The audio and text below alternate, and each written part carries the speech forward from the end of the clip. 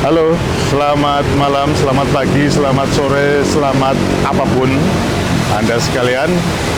Saya sekarang ada di depan halaman Gedung Bentara Budaya Yogyakarta untuk melihat pameran tunggal Pak Subantigianto. Pameran tunggal ini pameran yang saya kira menarik untuk disimak. Pamerannya berjudul atau bertajuk Killing of a Sea. Pameran ini seperti apa? Mari kita lihat. Saya akan masuk di ruangan. Ini ada spanduknya. Pameran seni rupa Subantigianto bertajuk Killing of a Sea yang dibuka tanggal 3 November dan hari ini saya syuting tanggal 13 November adalah hari terakhir pameran. Ini materialnya adalah lukisan wayang. Basis dasarnya adalah tradisi wayang purwa yang kemudian dialih ubah tidak di atas kulit kerbau atau kulit sapi disungging, tidak, tapi di atas kanvas. Dan ada puluhan karya yang penggarapannya luar biasa, detail. Ada banyak garis-garis kecil pada tiap karya, entah itu yang hitam putih, monokrom, atau yang full color. Semuanya tergarap dengan rinci detail yang tidak banyak seniman yang mampu untuk melakukan kerja kreatif seperti ini. Ini adalah sebagian kecil yang saya sorot. Ada puluhan karya dalam pameran ini. Temanya membincangkan tentang pawukon. Pawukon seperti apa? Ini sebentar lagi kita akan ngobrol dengan senimannya. Ini ada deretan dua kelompok karya. Nah, ini dua karya yang menarik saya kira. Dua kelompok karya ini masing-masing ada 30 karya dalam figura atau dalam kanvas yang berukuran kecil-kecil. Satu kelompok 30 karya, kemudian satu kelompok lagi ada 30 karya lagi yang temanya sama, pawukon. Tapi bedanya adalah yang sebelah kiri ini adalah karya-karya yang secara visual itu memvisualkan atau menggambarkan pawukon dari pendekatan wayang beber. Seperti ini wayang bebernya, antara lain ini. Sementara yang deretan kelompok yang satunya lagi, ini juga pendekatannya luar biasa, tapi pendekatannya lebih pada wayang purwa. Apa bedanya dan bagaimana itu kita ngobrol sama Pak Bandi sebentar lagi. Pak Bandi, nah ini Pak Bandi. Halo Pak Bandi, apa kabar? Alhamdulillah sehat. Ya, bagaimana Mas Gus? Maestranya, Pak Bandi bisa lega di sini atau nanti sesekali kita ya, sambil menjelaskan mungkin bisa di sini Mas Gus ya. Nah, dari sekian puluh karya yang ada di ruang ini, saya tertarik untuk mengulik lebih jauh. Ada dua kelompok karya, masing-masing 30 karya di sana. Kemudian ini juga 30 karya yang berukuran sama, kecil. Berapa ini Pak? 40 kali 50. 40 kali 50. Tampaknya ada titik beda dan titik persamaannya. Apa persamaan dan perbedaan di antara dua kelompok karya ini? Ya, persamaannya adalah ini sama-sama saya ambil dari babon pawukon yang ada di Museum Sono Budoyo. Yang saya lihat dari basic wayangnya itu adalah gaya Surakarta. Makanya di sini saya gubah wayang itu. Yang pertama ini yang saya gubah ada bagian atas, yang bagian bawah seperti ini masih gaya Surakarta. Bagian atasnya ini saya gubah gaya Jogja, yang gaya Surakarta biasanya bentuknya kerang, sedangkan gaya Jogja bentuk oncetnya ini adalah siput. Nah, itu. Kayak siput. Ya kayak siput. Ini ya? Iya, ya, ini namanya keongan gitu. Bentuknya keongan. Oke. Ya. Itu gaya Jogja. Ya kayak Jogja. Terus? Nah, terus pewarnaan ya, ini pewarnaannya juga saya ambil dari komposisinya warna gaya Jogja. Nah, jadi gaya Jogja itu kombinasinya pasti yaitu warna merah, hijau, orange ungu atau orange biru. Nah, Persisnya gimana penerapannya? Persisnya penerapannya seperti di sini. Ini namanya ada sembulian. Ini komposisinya ini merah, hijau, merah, hijau, merah, hijau. Itu seperti ini. Kalau di gaya Solo biasanya ini blok merah dengan kelopan merah atau kelopannya biru atau hijau saja, satu warna biasanya. Kalau Jogja ada beberapa warna. Ada juga yang di sini ini contohnya ini ada orange biru, komposisinya seperti itu. Tapi juga ada orange ungu. Kebetulan di sini orange ungunya belum ketemu ya. Nah, rata-rata seperti itu. Jadi warnanya khusus spesifik seperti itu. Di wayang ini dengan mulut yang mesem atau mingkem, sedangkan yang ini adalah khas setengahnya ini memang khas Jogja yang termodifikasi gitu. Ini ya? Ya. Senyum. Nah, senyum. Agak mesem ya? Nah, itu. Nah, terus yang satunya, yang sebelah sana itu. Sebentar. Oke. Oke. Tadi katanya bagian bawah itu adalah Solo. Gagrak Solo. Ya. Apa bedanya Solo dengan Jogja? Oh beda. Biasanya kalau yang Jogja itu tidak pakai ini, tidak pakai kain-kain gini. Kainnya beda. Oh. Gitu. Cara membuat kainnya tidak seperti ini. Jadi beda. Ini kan seperti kain yang yang terselingkap gitu aja. Tapi kalau di Jogja agak berbeda. Oh, okay. Rata-rata pakai jangkahan gitu kalau Jogja. Tersingkap gitu ya? Ya tersingkap. Oh, oke. Membuka ya. Dan Dewa jarang-jarang memakai ini. Kalau Jogja itu jarang-jarang memakai Mas? Pakai jubah itu jarang-jarang sekali. Jogja Selendang atau jubah? Jubah, selendang tetap, ya namanya sampir tetap, tapi jubahnya jarang sekali Jogja Dewa pakai jubah itu. Oh, iya. Kadang-kadang polos saja, badannya polos saja. Dipanjang, ya, pakai jubah ya. Okay. Kalau Jogja ya polos saja seperti ini, polos itu. Maksudnya tanpa baju atasan? Iya, tanpa baju atasan. Ya, kalau ada biasa ada modifikasi tertentu memang ada juga. Karena wayang gaya Jogja itu lebih terbuka dibanding dengan gaya Solo gitu. Oh, ini saya shoot ya. Ini juga kayak jubah. Ya. Tersingkap. Ya. Ini juga. Yang rata-rata seperti itu semua bentuknya. Solo. Sama. Ya. Kalau Jogja variannya macam-macam. Karena Ini berarti pendekatannya dari wayang Purwo. Ini pendekatannya dari wayang Purwo gaya Surakarta yang saya modifikasi dengan saya gubah sebagian dengan gaya Jogja pakaiannya, tapi pewarnaannya adalah gaya Jogja. Nah, pewarnaannya gaya Jogja. Nah, gitu. Jadi ini berarti nyalai gagrak, Bro. Ya, ini kalau boleh nyalai gagrak enggak apa-apa, karena ini saya mungkin kalau zaman dulu mengatakan ini sebagai wayang yang prayungan. Kalau misalnya ini saya membuat pawukon, maka ini anggap saja pawukon prayungan. Boleh. Gitu. Tapi ya karena memang harapan saya tidak seperti itu. Karena saya berpikir bahwa ketika semua dalang Jogja itu semua hampir meniru gaya Surakarta pendalangan saat ini, maka sesungguhnya saya menarik gaya Surakarta itu saya gubah menjadi gaya Jogja. Sebagian mahkotanya saya ganti Jogja, sunggingannya gaya Jogja. Supaya apa? Supaya wayang Jogja itu juga dikenal gitu. Sampai sekarang orang tidak pernah mengenal yang gaya Jogja. Rata-rata karena pentas wayang itu menggunakan gaya Solo, kelirnya Solo, cara nabuhnya juga Solo gitu. Jadi hampir semua Solo, yang Jogja cuma kepraannya saja.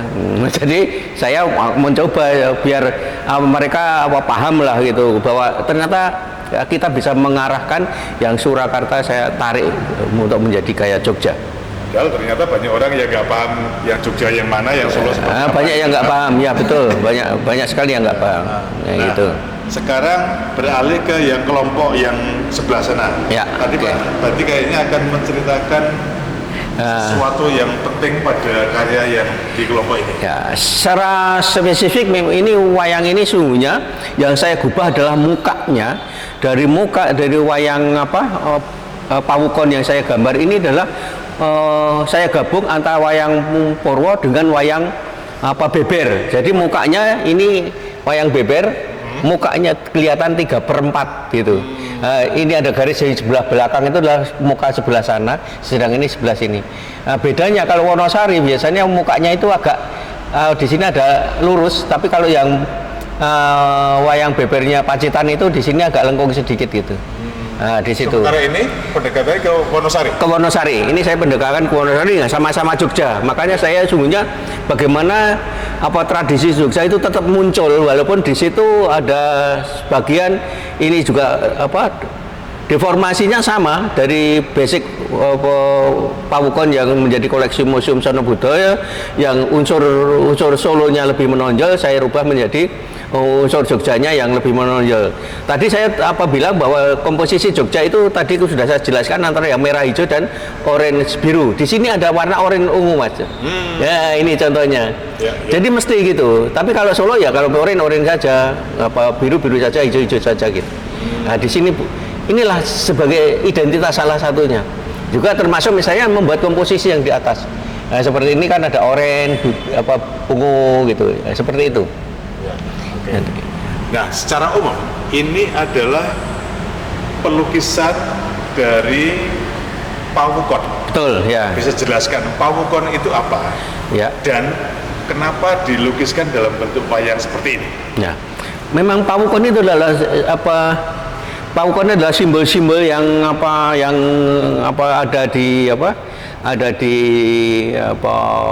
di penanggalan Jawa. Jadi sungguhnya itu simbol, semua adalah simbol. Karena ini terkait dengan dunia agraris, maka sungguhnya simbol-simbol itu ya terkait erat dengan hubungan yang bersifatnya agraris gitu. Jadi kalau saya menggambarkan tentang Pawukon itu sungguhnya ini merupakan sejarah dari sebuah kerajaan dari Giling Wesi yang memiliki anak, punya istri, Watu Gunung punya istri 2 dan punya anaknya itu 27 yang 13 kembar.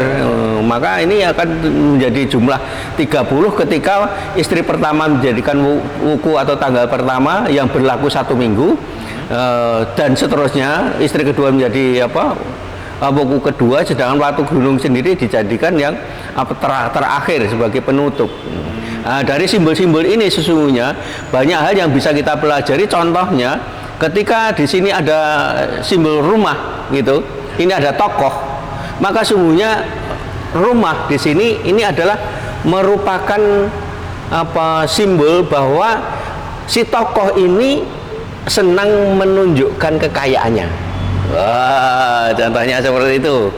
Oh, jadi sebentar, Pawukon itu adalah seperti dalam yang global itu zodiak ya? Ya, seperti zodiak, betul. Zodiak, ya. Tapi versi Jawa terdiri dari 30. Ya. 30 zodiak. Pawukon itu berarti batasannya satu wuku atau Pawukon itu berapa? Berlaku 1 minggu. Berlaku 7 hari, ya. Gitu. Luar biasa Jawa ternyata. Iya, gitu. Jadi itu. Dan orang yang lahir pada Pawukon mamanya Jumat Wage, mamanya. Itu tidak bisa. Jadi katanya kalau Pawukon ya misalnya kita lihat dari misalnya wuku Sinto, wuku pertama kan. Atau wuku Watu Gunung, wuku terakhir itu bisa. Misalnya seperti ini wuku Watu Gunung misalnya. Di situ juga ada simbol-simbol kan, Mas. Simbolnya misalnya ini ada daun. Nah, ini ada itu istilah ringkel. Jadi dari seminggu itu ada 7 hari dimulai dari Minggu, Senin, Selasa, Rabu, Kamis, Jumat, Sabtu. Sedangkan ringkel itu ada 6. Nah, antara lain adalah ringkel daun. Ringkel daun itu adalah ketika orang sungguhnya di masa agraris itu tidak boleh menanam yang akan dipetik daunnya. Contohnya misalnya menanam tembakau. Nah, maka dia tidak boleh itu.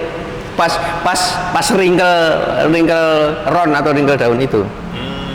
Itu boleh panen. Ya, enggak boleh menanam. Oh, enggak boleh menanam. Tetapi sesungguhnya kalau kita dengan tafsir yang lain, karena itu sebuah sebuah kebijakan yang saya kira nenek moyang kita juga bagus. Sebagai local wisdom yang mestinya harus kita pelihara sampai sekarang, bahwa ketika wrinkle daun itu sungguhnya kita diperbolehkan mengambil daunnya itu untuk dimasak misalnya. Karena itu adalah pas apesnya daun, jadi itu memang bisa digunakan, diambil sebagian untuk dimasak, tetapi sebagian biar tetap tumbuh supaya hidupan tetap lestari. Nah itu. Jadi misalnya ada lagi wrinkle minnow, gambarnya burung, atau gambarnya wrinkle minnow, gambarnya ikan. Di saat itu sebenarnya kita tidak boleh memelihara ikan. Nah, tetapi di lain pihak sungguhnya kita boleh mengambil ikan secukupnya agar ikan tetap lestari. Nah, itulah kearifan lokalnya. Jadi kita boleh mengambil ikan. Tidak seperti sekarang, karena kita tidak tahu tentang hal seperti itu, maka ya ambil ya banyak, kadang-kadang dipotas, kadang-kadang sampai tembaki, kadang-kadang dibom, sehingga dari kecil itu mati semua. Padahal harapannya tidak seperti itu dengan adanya wrinkle minnow atau wrinkle ikan itu, supaya ya ikan tetap lestari, tumbuh, yang diambil yang diperlukan saja. Nah, misalnya begitu pula tentang wrinkle satu atau wrinkle hewan. Jadi di situ itu kita boleh mengambil ikannya untuk misalnya berburu babi atau mungkin ya cocok dengan agama dan keyakinannya dia. Tetapi itu bisa kita makan, berburu kijang misalnya, itu boleh kita sembelih, kita makan. Tetapi tidak boleh ketika kita awal mau memelihara sapi misalnya. Pas wuku satu itu kita tidak boleh membeli sapi untuk dipelihara gitu, karena itu tidak baik dan sapi akan mati gampangannya, dan mestinya kalau tidak mati ya kurus lah gitu, enggak gitu ya. Begitu pula ada wrinkle lain ya, wrinkle woh itu atau biji. Jadi waktu itu juga kita tidak boleh menanam ya yang akan diambil bijinya, contohnya nanam kacang itu, ini nggak boleh seperti itu. Tetapi kita waktu itu kita juga boleh mengambil memanen yang sifatnya kacang gitu seperti itu. Jadi di banyak sungguhnya terjemahan, setiap karya ini terjemahan ada 7 terjemahan. Jadi kalau dari 30 itu mungkin menjadi 30 kali 7 200-an 10 itu secara kasar. Nah, belum lagi tentang neton dalam setiap buku itu juga ada 7 gitu. Misalnya dari wage pon kliwon legi paing pon wage lagi itu ada 7. Jadi kalau dibuat dengan warnanya latar belakang neton itu juga mungkin ada 210 lagi. Jadi banyak sekali. Jadi kalau kita menjelaskan satu persatu juga memerlukan mungkin ini perlu untuk untuk disertasi mungkin ya, karena ini bisa kajian khusus, dan ini bisa menjadi amat tebal bukunya gitu. Oke Pak Bandi, dari karya seperti ini kayaknya saya amati terpola ya. Betul. Pola gambarnya adalah dua sosok yang berhadapan. Ya. Atau inilah ya. Ya. Dua sosok yang berhadapan. Ya. Kemudian di tengahnya ada sesuatu yang mungkin juga punya makna. Ya. Di samping ada pohon, hampir semuanya ada pohon. Iya. Ini kira-kira pola seperti ini mungkin bisa dijelaskan bagaimana? Oke. Jadi ini yang paling gampang kita jelaskan ya. Jadi ini ada nama ya. Okay. Ini sungguhnya Mas. Ini bentuk asli wayangnya itu bukunya yang ini Mas. Sedangkan ini adalah jadi misalnya watak pohon, ada air, ada ini anak rumah, ini adalah watak dari bukunya. Ada burung itu watak bukunya. Makanya ketika ada rumah di depan ini adalah buku ini senang menonjolkan kekayaannya. Contohnya gitu. Ketika ada kakinya terendam air di jembangan, ini sebenarnya perintahnya dingin di depan, tapi mungkin di belakang dia keras itu. Sedangkan di atasnya juga ada burung itu, atau ayam alas, ayam hutan. Cemani. Ayam hutan ini. Jadi si buku ini maka dia akan menjadi peliharaan orang yang memiliki jabatan atau kedudukan tinggi gitu. Terus pohon keringin selain apa dia itu apa bisa menjadi pelindung karena pohonnya yang rimbun, pelindung orang banyak. Dia juga masih bermanfaat untuk apa menyimpan air, tetapi sungguhnya buahnya itu kan tidak bermanfaat untuk manusia. Mungkin dia juga apa salah satu pola cara pemikirannya tidak akan pernah bisa digunakan untuk kehidupan manusia seperti itu.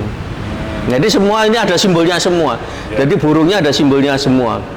Dan kebanyakan di sini simbolnya ayam alas Mas, jadi rata-rata.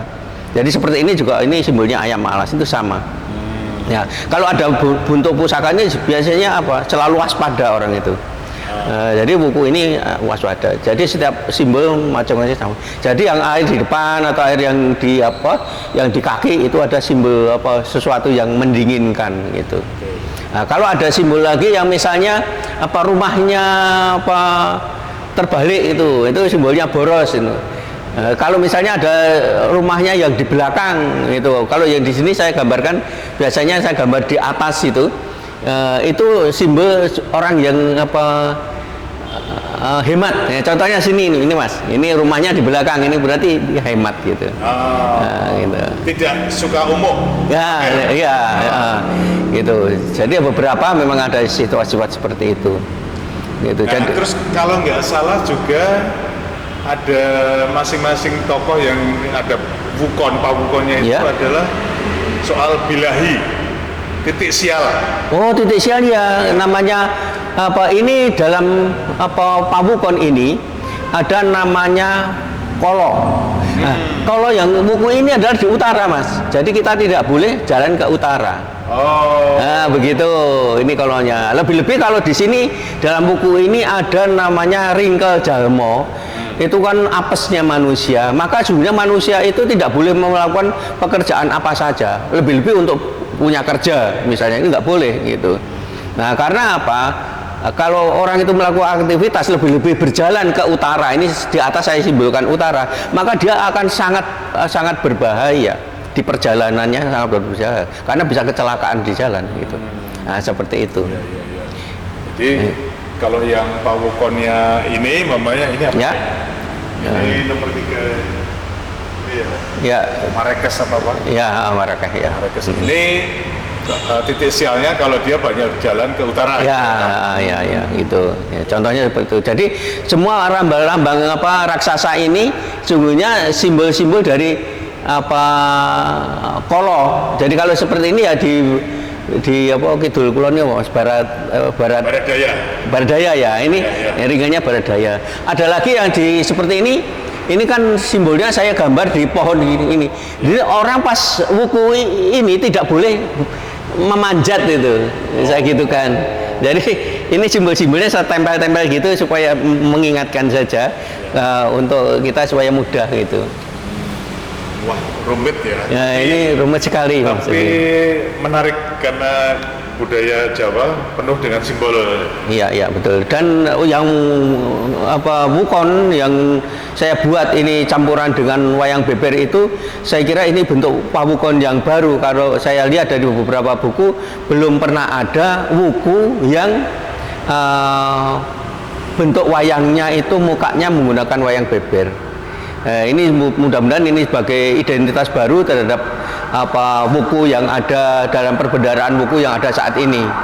Itu karena memang belum pernah ada. Tapi kalau mungkin yang seperti yang satunya tadi, saya kira itu sudah dibuat hanya pewarnaannya yang berbeda. Tapi kalau ini nampaknya aku belum pernah lihat dalam buku untuk wuku-wuku yang dengan muka yang beber. Ya mudah-mudahan menjadi apa identitas baru terhadap apa perbendaharaan wuku yang ada di apa Indonesia mungkin begitu. Dan sungguhnya kerjaan saya ini adalah dalam rangka saya membuat wuku baru ya wuku gaya Jogja, karena sampai saat ini sesungguhnya wuku gaya Jogja itu tidak ada. Itu gambarnya tidak ada. Kalau ada mungkin apa hanya beberapa dan itu tidak lengkap. Nah, dan wayangnya juga belum menunjukkan bahwa itu wayang gaya Jogja. Saya sudah mencoba untuk membuat wuku gaya Jogja, mungkin bisa dilihat di dalam kuda saya atau mungkin di apa gambar sapi saya ya. Yang representatif yang mana? Ya ini sapi ya. Oke. Ini wuku gumrek, ini ada Raden Gumreknya. Ini saya buat apa? Gaya Jogja. Wayangnya gaya Jogja. Cuma pewarnaan ini supaya saya buat hitam putih atau apa monokrom ya. Tetapi ini gayanya gaya Jogja. Gitu. Ini Raden Gumreknya gaya Jogja. Ini saya apa ngarang gitu. Jadi Morgan ini wayang ini. Karena memang belum menemukan wayang yang bentuk asli gaya Jogja seperti apa. Jadi saya mencoba Morgan atau mengarang bentuk-bentuk wayang yang belum ada, saya buat supaya ada. Seperti itu. Jadi kalau Gaya Jogja lihat ini dewa yang pakaiannya itu tidak memakai jubah-jubah seperti Gaya Solo tadi. Ini polos wayangnya dan ini biasanya gembleng, warnanya warna emas gitu. Di sebelah sana yang di kuda itu saya membuat wuku wayang ya, dari wuku wayang. Itu wayangnya sudah gaya Jogja, mungkin nanti bisa dibandingkan dengan yang sini sama-sama buku wayang, tetapi bentuk wayangnya berbeda, gitu. Jadi ini kalau gaya Jogja, ini Raden wayangnya saya buat dengan gelung keling, terus ini gelung kelingnya itu begini, gelung keling. Gelung. Ya, namanya gelung keling, terus sumpingnya itu sumping Mangkoro, gitu. Wayangnya seperti ini bentuknya. Ini Dewi Sri, ini juga saya buat gaya Jogja. Kalau ini sudah ada pakemnya, yang ini belum ada pakemnya mas. Jadi saya harus ngarang sendiri atau Morgan. Yang aslinya kalau gaya Solo seperti yang sebelah itu ya. Ini ada gaya Solo ya. Di sini ada gelungnya itu supit urang. Gelungnya supit urang, sedang sumpingnya itu soreng pati. Ya, bentuk wayangnya Dewi Srinya juga berbeda. Ini gaya Solo. Ini yang wayang gaya Solo ya, itu gaya Solo. Nah, perbedaannya di situ. Jadi memang cukup menonjol perbedaannya antara Jogja dan Solo. Dan saya baru membuat sekitar 4, yang satunya suku Wuku dan Wuku Sinta. Itu ada di rumah yang memang tidak saya pamerkan hari ini. Nah, itulah yang saya harapkan nanti saya akan bisa menyusun sebuah wuku baru gaya Jogja. Saya tidak tahu, tapi saya pernah mendengar bahwa ada Ngerso Delem itu pernah menginginkan adanya wuku gaya Jogja, tapi belum ada yang membuat. Tapi saya ada yang sudah dititahkan untuk membuat, tetapi katanya tidak bisa gitu. Jadi saya berusaha. Sebelumnya saya tidak mendengar itu. Saya mendengar baru 2-3 hari yang lalu. Tetapi saya sudah mulai untuk membuat bentuk wayang-wayang pawukon gaya Jogja itu supaya menjadi identitas baru juga terhadap perbedaan pawukon yang ada sekarang gitu. Pak Bandi, idenya dari mana? Kenapa muncul ide untuk membuat pawukon dengan pendekatan wayang beber namanya? Ya. Itu kan sesuatu yang memang belum ada, ya. Pernah ada yang melakukannya. Ya. Pak Bandi melakukannya. Dari mana ide itu? Sungguhnya kalau saya berkesenian itu adalah berpijaknya juga terhadap pola pemikiran lama, bahwa sungguhnya ketika terjadinya wayang kulit itu, waktu itu kan sesuatu yang baru, yang modern saat itu. Maka sungguhnya dalam yang modern saat itu adalah menjadi membuat heran orang yang melihatnya gitu. Lebih ditampilkan dengan diwayangkan gitu.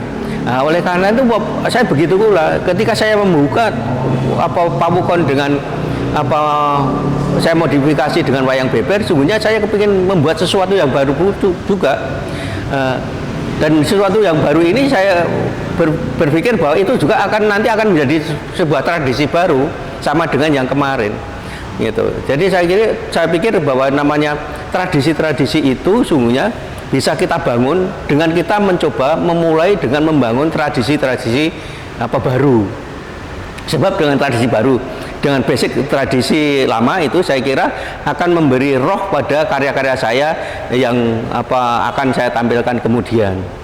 Gitu. Dan bagi mereka yang sungguhnya yang tertarik terhadap karya saya, sesungguhnya beliau-beliau ini adalah orang yang telah mau memelihara warisan budaya yang akan punah menjadi sesuatu yang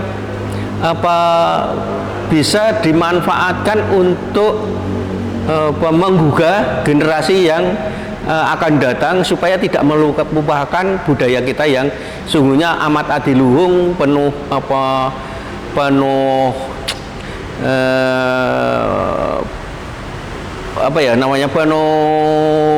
pitutur, ya gitu, penuh pitutur, penuh petuah gitu, kayak gitu.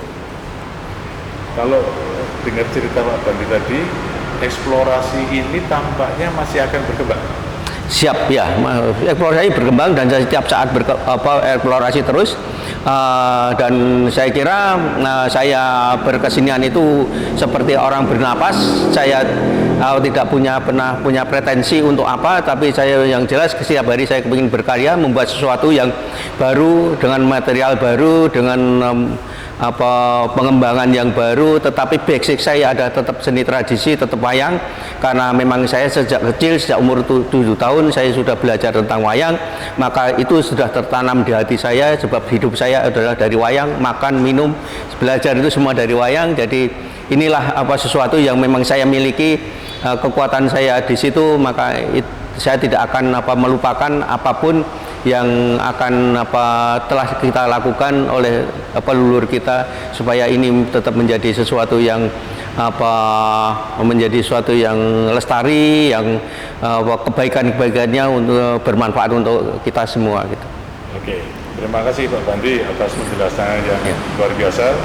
Selamat berpameran, sukses untuk Pak Bandi dengan karya-karya yang telah dipamerkan dan yang akan dilahirkan lagi. Terima kasih, semoga bermanfaat. Amin. Ya.